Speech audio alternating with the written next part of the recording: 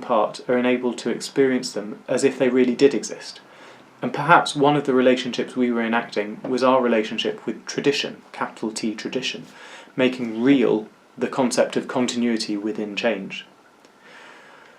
This is based on a collective memory shared between those who are musicking.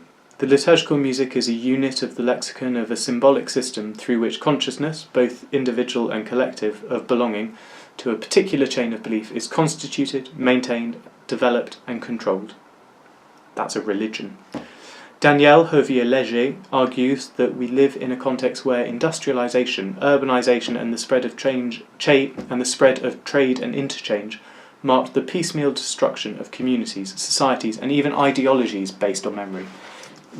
We're a religion. We're a chain of memory. We are an ideology based on memory. But here, in my personal memories of my childhood musicking, there's liturgical music forming a link that connects us with our past authentically. To follow Lindbeck in comparing religion to another symbol system, language, the internalisation of the systems form how the speaker or adherent perceives the world, and the symbol system is itself created by the conditions of the world.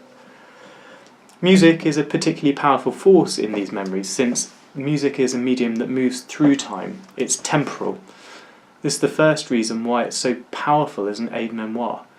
Like an article of clothing or an aroma, music is part of the material and aesthetic environment in which it was once playing, in which the past, now an artefact of memory and its constitution, was once a present. If one's idealised relationship with tradition is closely mirrored in the relationships brought into being by the liturgical performance of the Kroningsmesse or a polyphonic motet, then the musiker finds these sounds beautiful. Perhaps that's got something to do with the space it's being played in as well. The space in which this vignette's example of music took place is significant for me because it's got an architecture that imitated those of the same period of history and geographical regions as those of which most of the music that we sang originated.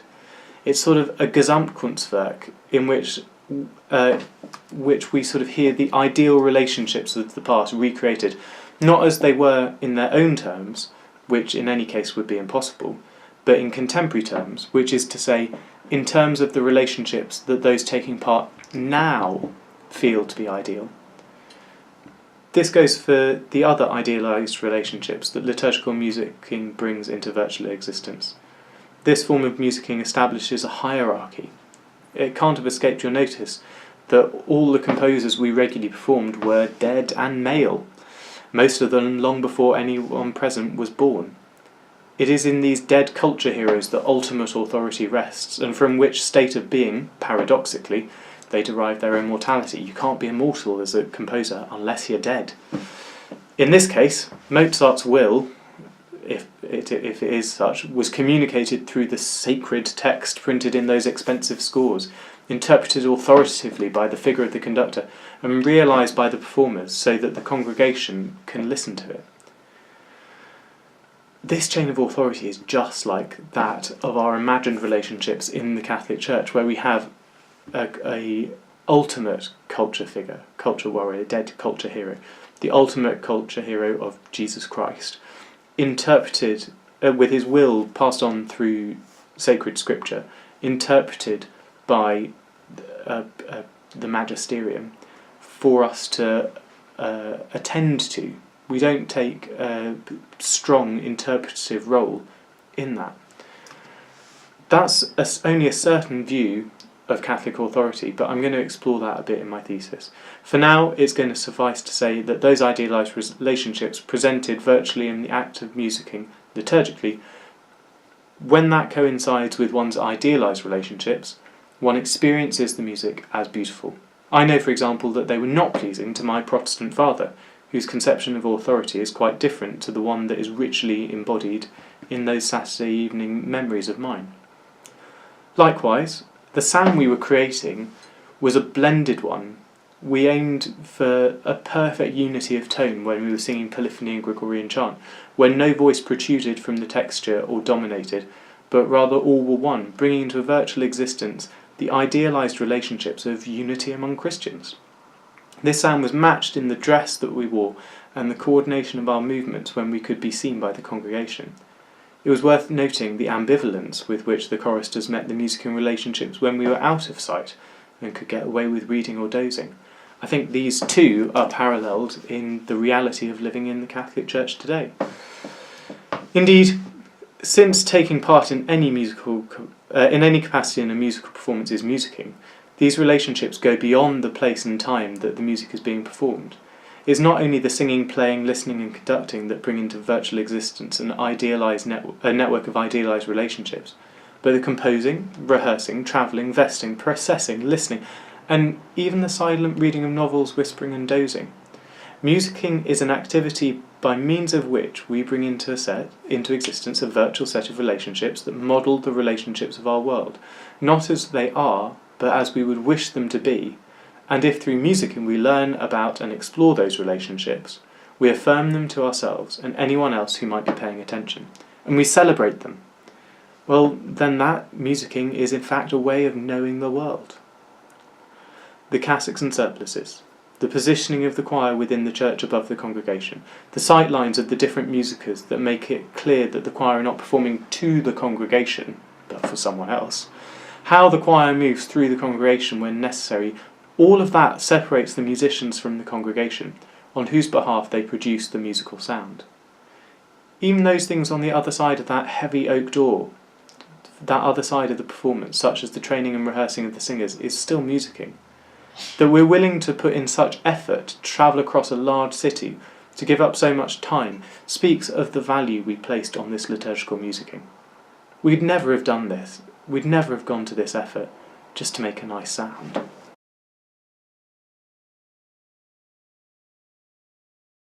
So, as far as my childhood weekend musicking was concerned, evening came and morning came, end of Saturday. Let's look now at my Sunday morning, which was almost entirely different. We'd get up, me and my brothers, and we'd go and walk down the end of our road to church, to our local parish church. Briefly, when I was in primary school, I joined the folk group that provided the music for this mass, but for almost all of my childhood I was an altar server, and so I musicked in much the same way as the rest of the congregation did. The folk group, if I remember correctly, had a clarinetist, 2 flautists, a violinist, a pianist and 3 guitarists drawn from the congregation. This group came together in the room just next door to the church each Sunday, just half an hour before Mass, to practice the songs that they were about to lead and accompany in the liturgy. A few minutes before the start of Mass, they'd set up their microphones and music stands in the small north transept of the cruciform plain brick church. They had music stands that had folders with photocopied chord charts, which are just the lyrics of the songs with the guitar chords printed above them. And those were for the guitarists who sang, and then there were lead sheets with just the melody written out with the chords above it for the other musicians, like the clarinetists. The pianist would have had a fully notated version of their part with the melody written above it. Immediately before Mass began, a member of the folk group would get up to the microphone and would introduce the Mass and invite the congregation to join in the entrance hymn. The words that hymn, but not the melody, that could be found in hymn books, which were handed to each member of the congregation by an usher as that member of the congregation had arrived. There were also boards, wooden boards, that listed the hymn numbers at the front of the church. So once the Mass got started, there weren't any announcements. You could just look at the board and you could see what the next hymn was. Then a bell would sound, and that was the signal for the congregation to stand for the entrance hymn, and the folk group would play the introductory chord progressions on the guitars and the piano from the melody editions of the hymn book. The clarinet and flutes would play the melody for some verses and improvise around it for others. The altar servers, who were robed, would process around the side of the church and up the central aisle. And from that position, I was able to tell that the people at the front of the congregation seemed more likely to be singing than the people at the back of the congregation.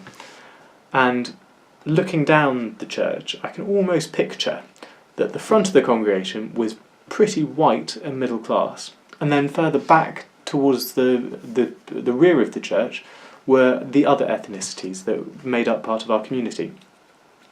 So for me that was interesting, that it was the white middle class, predominantly Irish, that were at the front singing this music, and then further and further back, less and less singing. The hymns were mostly in a folk style, and they'd been written in the 1970s and 80s. The hymn book contained more traditional hymns, but they tended not to feature so regularly as the more modern ones. The parts of the Mass were similar in style, principally drawing on the Celtic folk influences that were sort of a vernacular music to some of the congregation, particularly those sitting further forwards. The members of the folk group were mostly of that Irish extraction, and I remember there was one Scot, and very occasionally a Nigerian friend of my parents joined them too. Their music was amplified through their microphones, and the folk group led the congregation through the Mass as it went through, with hymns at the offertory, communion and recession. Sometimes they'd sing a memorial acclamation as well, but sometimes we said that.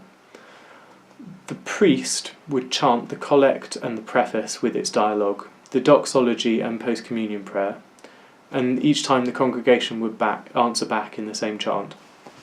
After the recessional, the folk group would spend time packing up and mingling with the congregation in the church before leaving.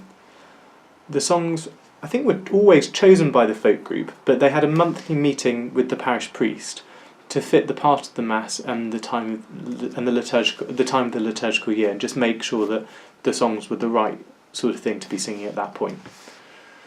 There are about four Mass settings that the parish knew, and although a selection of the hymns, you could say the selection of the hymns was quite limited in some senses, it did cover all of the liturgical seasons. The music at communion would always be a bit more meditative, and at the entrance and recessional processions it'd be a bit more upbeat. When I was writing this vignette, I looked up the music for the hymns that I remember learning as a child, and I found that they're often written out quite differently to how they were sung. Usually it's the rhythms that are a little bit different, but sometimes the chords are different, and sometimes there are slight variations in the melody too. I've also found that some have piano accompaniments, and I can't remember ever having heard those accompaniments. My very first experiences of musicking were in that church, and I don't have a clear memory of it, but I can sort of imagine being held in my dad's arms as my parents sang along to those songs. I can't remember a time that I didn't know the hymn Shine Jesus Shine, or Gather Us In, or There's a Love One, God's Spirit is in My Heart, or Be Still for the Presence of the Lord. Reflecting back now, I found the constancy of that repertoire quite reassuring through my childhood. In particular, I can remember as a young child loving singing a hymn called Colours of Day and a Marian hymn called As I Kneel Before You. I can remember going to primary school, and I can't yet have been able to read properly, and I remember sitting on the floor in the assembly hall pretending to read the hymns from the projector, but I knew them off by heart. The words to those hymns even now are deeply embedded because of all of that frequent repetition over so many years. The most significant difference between the two approaches that you can see on that Saturday evening and the Sunday morning, the liturgical music at my local church on the Sunday morning, principally the musicking that was going on there was singing. There was an external participation in the liturgy, whereas the evening before, the congregation had done their musicking mostly by listening to music. I'm not saying one's better than the other at this point, but I think it's important just to see that that's the principal difference. The purpose of the Sunday morning, the music there is very different to that of the Saturday evening. The folk group on the Sunday morning were drawn from the parish community. The people doing the leading of the group were like everyone else. And they weren't singing on behalf of the congregation, but they were leading the congregation in their musicking.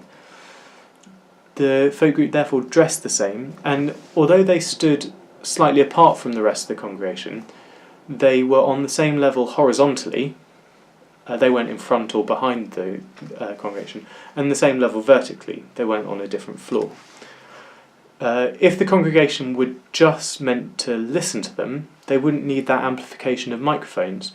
But because they were supporting congregational singing, volume becomes important. Though drawn from within the parish community, by their